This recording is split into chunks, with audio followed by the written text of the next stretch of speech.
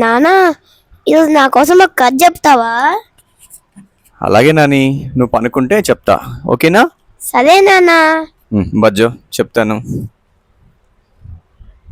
నీకు ఈరోజు చెడ్డ సావాసం అనే ఒక తెలుగు కథ చెప్తాను, సరేనా? సరే నానా.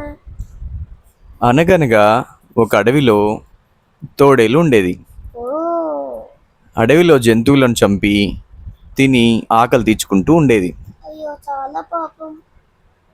ఒక్కొక్కసారి మాత్రం ఎంత వెతికినా దానికి ఆహారం మాత్రం దొరికేది కాదు. అలాంటప్పుడు అది రాత్రిపూట అందరూ నిద్రపోయే సమయంలో ఆ అడవికి దగ్గరలో ఉన్న గ్రామానికి వెళ్ళి మేకల్ని చంపి తింటూ ఉండేది. తోడేలు చేసే పనులకు ఆ అడవిలో ఉండే ఒక కోతి కుతూహలంగా గమనిస్తూ ఉండేది. ఆ విషయం తెలుసుకున్న తోడేలు తాను చేస్తున్న పనుల గురించి కోతికి గొప్పలు చెప్తూ ఉండేది. వింటున్నావా? యజమానులకు తెలియకుండా మేకల్ని ఎలా చంపుతుందో కోతికి వివరిస్తూ చెప్పేది. ఆ మాటలు విన్న కోతికి తోడేలు ఊరి వాళ్ళ కళ్ళు కప్పి మేకల్ని ఏ విధంగా పట్టుకుంటుందో చూడాలని అనిపించేది.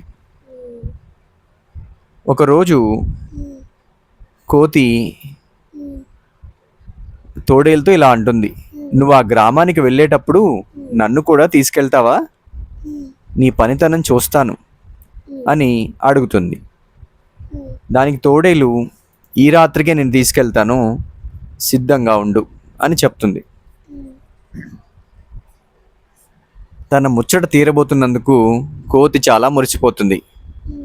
ఈ లోపల తమ మేకలు అప్పుడప్పుడు మాయమవుతూ ఉండాయి.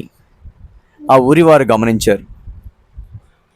ఆ సంగతి ఏంటో తెలుసుకోవాలని కొందరు యువకులు మేకలను కాపలా కాయసాగారు.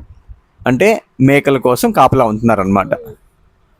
ఆ విషయం తెలియని తోడేలు కోతితో కలిసి ఆ ఊర్లో ప్రవేశించింది. మేకల కోసం ఎవరన్నా వస్తే వాటిని కొడదామని చెప్పేసి యువకులందరూ చూస్తున్నారు, కుర్రోళ్ళందరూ కలిసి. తోడేలు వెళ్ళటాన్ని ఆ యువకులు గమనించారు. మేకలు ఎలా మాయమవుతున్నాయో అప్పుడు కానీ వారికి అర్థమైంది.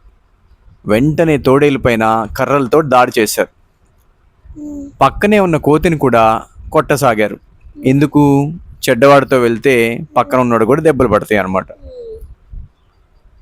ఆ దెబ్బలు తట్టుకోలేక కోతి, మీ మేకల్ని తినడానికి వచ్చింది తోడేలు, నేను కాదు కదా, నన్ను ఎందుకు కొడుతున్నారు, వదిలేయండి వదిలేయండి అని ప్రాధేయపడింది.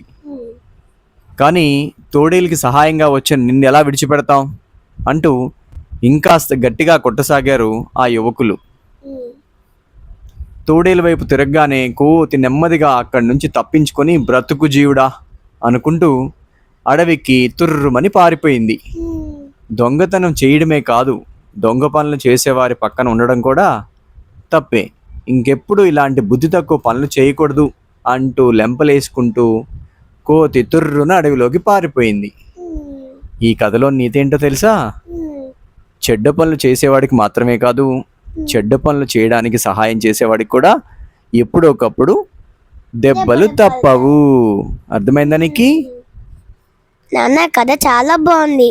ఓకే నాని, ఇంతటితో ఈరోజు చెడ్డ సావాసం అనే కథ అయిపోయింది. కంటెంట్ నచ్చిందని ఆశిస్తూ ఈ కథ నచ్చితే సబ్స్క్రైబ్ చేయండి, కామెంట్ చేయండి, మీకు తెలిసిన తెలుగు పిల్లలందరికీ షేర్ చేయండి. Thank you and all. Me Ramesh Acharya signing off.